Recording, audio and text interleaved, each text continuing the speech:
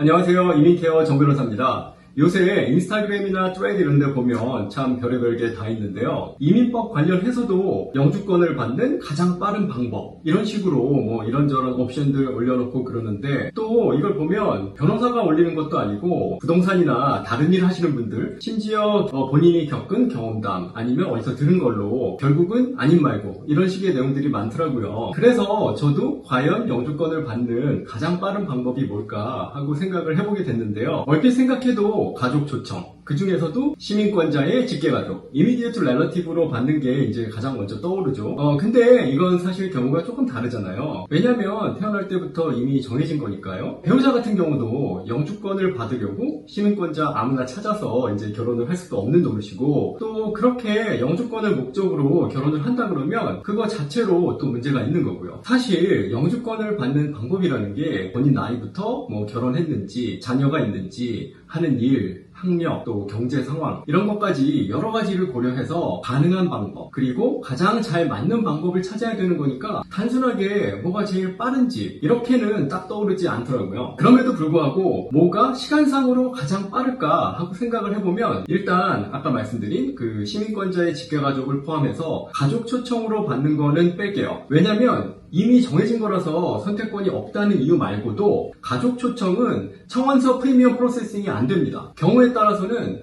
I-130 청원서 승인 나는 데만도 1년 넘게 한참 기다려야 될 수도 있거든요. 물론 직계가족 같은 경우는 485를 동시 접수하는 경우가 대부분이고 그러면 이제 1년 안 걸리는 케이스들도 있지만 이거를 보장할 수는 없는 거니까요. 직계가족 빼면 그러니까 뭐 시민권자의 형제 자매 아니면 21세 이상 성인 자녀 이런 가족 초청은 뭐 대기 기간만 10년 넘어가고 그러니까 빠른 거랑은 거리가 한참 멀겠죠. 아무튼 결혼을 포함한 직계가족 초청은 프리미엄 프로세싱이 안 되기 때문에 가장 쉽게 받는 방법일지는 몰라도 가장 빨리 받는 방법은 아닐 것 같고요. 그럼 이제 취업 영주권이 남는데요. 취업 영주권은 투자이민 포함해서 EB1부터 이제 EB5까지 있는데 이 중에 이제 노동부 펌 해야 되고 또 이제 priority date 대기 기간도 길게 발생하는 일반 EB2나 EB3는 일단 제외해야겠고 EB4 같은 경우는 EB2, EB3보다 대기 기간이 더 길고요. 또 이거는 또 애시당초 종교 관련이라서 아무한테나 해당 사항이 있지도 않는 거니까 이제 제외를 하고 그러면 EB1하고 EB5 남죠.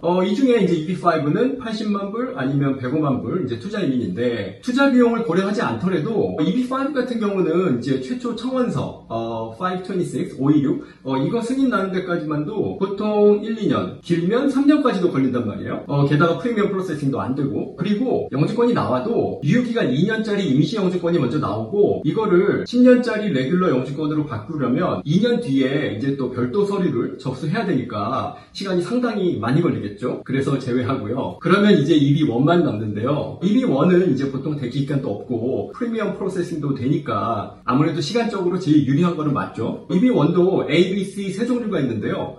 그 중에서도 프리미엄 프로세싱이 15일 이내로 가능한 EB1A 그리고 EB1B가 시간만 따진다면 가장 빠를 수 있겠습니다. EB1C 같은 경우는 프리미엄 프로세싱은 되는데 이게 45일 이내라서 아무래도 시간이 조금 더 걸릴 가능성이 있는 거고요. 특히 EB1A는 스폰서도 필요 없어서 할 수만 있으면 너무 좋은데 제가 예전 영상에서 상세히 말씀드렸지만 EB1A는 개인의 능력이 엑스트라 오디너리 레벨로 굉장히 높아야 하고 또 업적도 업계 탑 이래야 되니까 아무나 할 수 있는 게 아니죠. 처음부터 이걸 하는 사람이 많지 않으니까 대기 기간이 없는 거고요. EB1B도 걸리는 시간은 EB1A와 비슷하지만 EB1B는 스폰서, 잡 오퍼가 있어야 되고 또 연구 실적도 상당히 많아야 하니까 역시나 아무에게나 해당되는 거는 아니겠죠. 그래서 결론적으로 영주권을 가장 빨리 받는 방법이라는 게 딱 정해진 거는 없습니다. 또 영주권에 걸리는 시간만 이야기했는데 컨슐러 프로세싱, 해외에서 이민비자 받는 케이스들까지 고려를 하면 변수가 더 많아지는 거니까 더더욱 뭐가 제일 빠르다라고 말하기가 이제 어려워지는 거고요.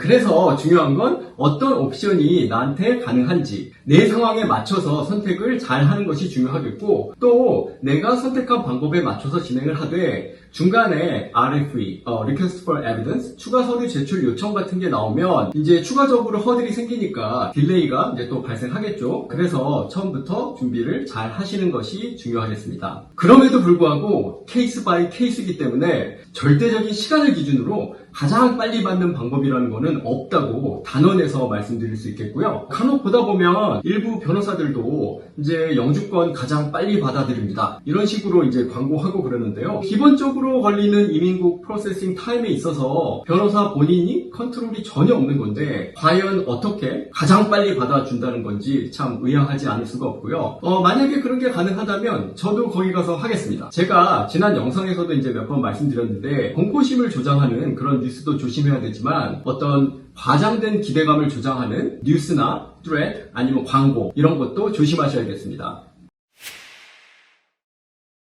다음 영상에서는 저희 이민케어에서 가장 빨리 나온 영주권 케이스를 소개해 드리도록 하겠습니다. 오늘도 일상에서 작은 행복 찾으시는 하루 되세요. 감사합니다.